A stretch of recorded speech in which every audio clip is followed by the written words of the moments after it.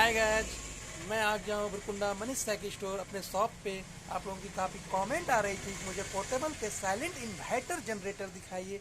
मैं आप लोगों को दिखाने वाला हूँ आज, खास करके साउंड वाले भैया लोगों के लिए जो 15 केवी का जनरेटर यूज कर रहे हैं।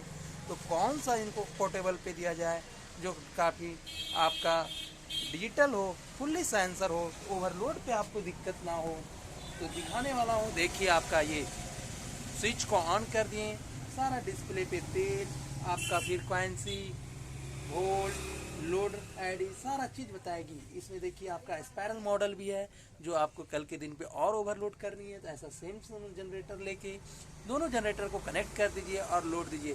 साथ ही दोस्तों, मैं आप लोगों को बताने वाला हूँ कि इस पे रिमोट से भी स्टार्ट होती है, रिमोट से भी ऑफ होती है दोस्तों। और अगर आप 7.5 केवी का जनरेटर अगर यूज कर रहे हैं तो मैं साउंड वाले भैया से बोलना चाहता हूं कि आप हमारा 4000 मॉडल ले जाके देखिए। अगर ये वरदान साबित नहीं हुआ तो आप इस जनरेटर को पहले चेक कर लीजिए और तसल्ली ले लीजिए, उसके बाद आप हमें बताइएगा। थैंक यू, धन्यवाद। आज के लिए बने रहिए हमारे